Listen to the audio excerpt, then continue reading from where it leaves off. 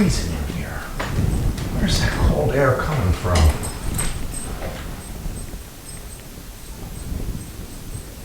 Oh.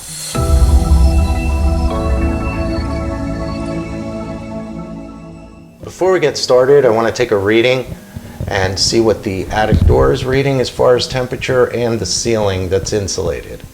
So let's see here. The attic door is 53 and the ceiling is 70, 69, almost 70.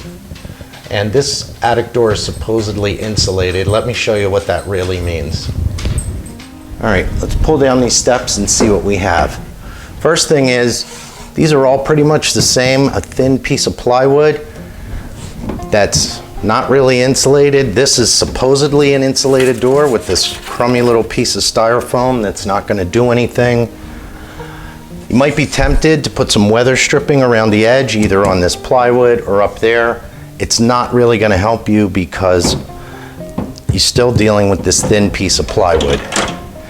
If you take insulation and just shove it in here between the steps of the ladder, first of all, you're going to have a mess every time you open and close it, and you're not going to get a good seal.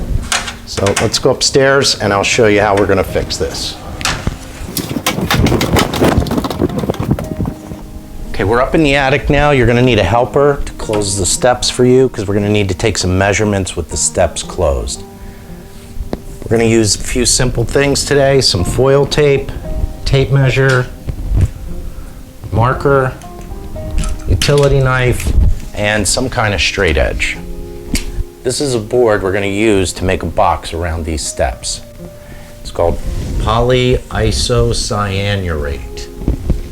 I'm not going to bother with trying to explain to you what that is, mainly because I don't really know.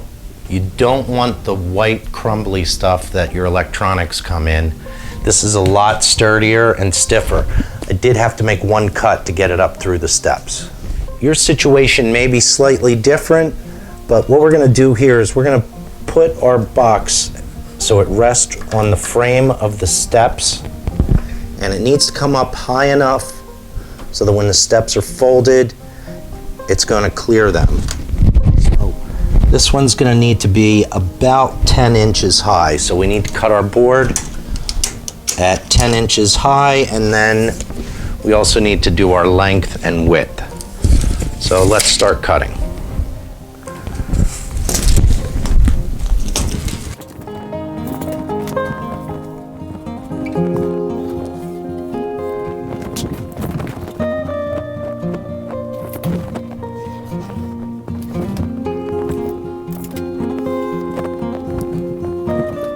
This is probably one of the few times where using one of these cheap knives might be a good idea, because this board's about an inch thick. So it's best if you can get through it in one cut. The standard utility knives usually only give you about 3/4 of an inch.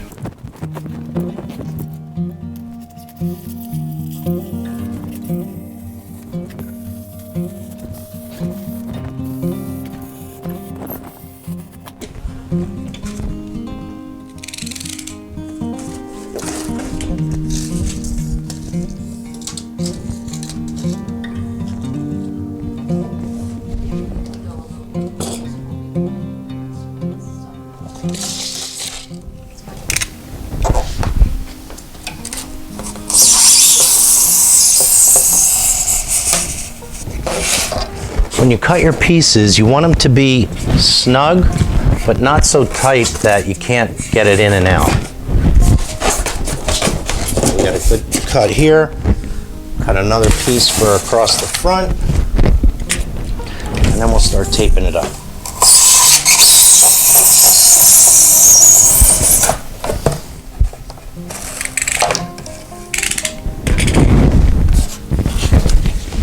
This is the fit that we're looking for. We want our boards to rest on the frame of the stairs. We want a good snug joint. We're going to tape this up with some foil tape, and we'll just continue working our way all the way around. Then when we get our sides done and taped, we're going to take another piece, cut it to fit the top. This tape's a little difficult to work with. When you peel the backing off of it, it's going to want to curl up, so just keep that in mind when you take it off. And it is very, very sticky, so you pretty much get one shot at this. When you're doing an inside corner, you want to kind of fold it back against itself and then get it in there. And for this project, you want to tape this up on the inside and on the outside. One thing about this polyisocyanurate insulation board, it has one side that has just a plastic coating on it and another side that's nice and shiny. You can decide for yourself whether the shiny side should be in or out. Me personally, it's kind of like aluminum foil. Does it matter if the shiny side is against your turkey or it's away from your turkey? It's going to work the same way either way. Let me finish cutting and taping this up and I'll show you what it looks like when we're done. Our box is all finished and you can see I made the decision to put the shiny side down towards the house. I also went ahead and put an extra layer on the top of this, so it's going to be a little bit more insulation. I have it marked here, which is the hinge side of the stairs, because this is a little crooked with the framing, so I wanted to make sure it fits snug, and it's going to go in the same way every time. And it just sits in place like this over the stairs. You have a good seal here on the floor and down along the framing of the stairs. So you have 2 inches of solid foam insulation. This is much better than that cheap piece of foam that was on the bottom of the stairs when we were on our way up here. To put our box in place, we're just going to slide it over.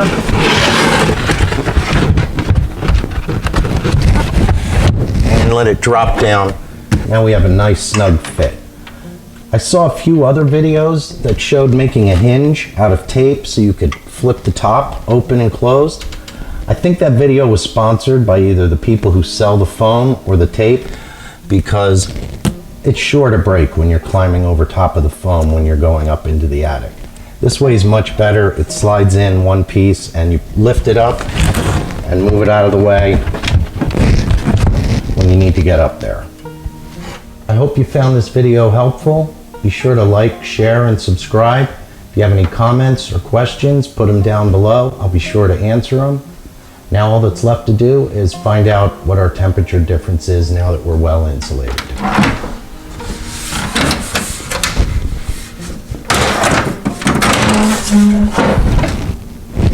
All right, we're all finished. Let's see what we got.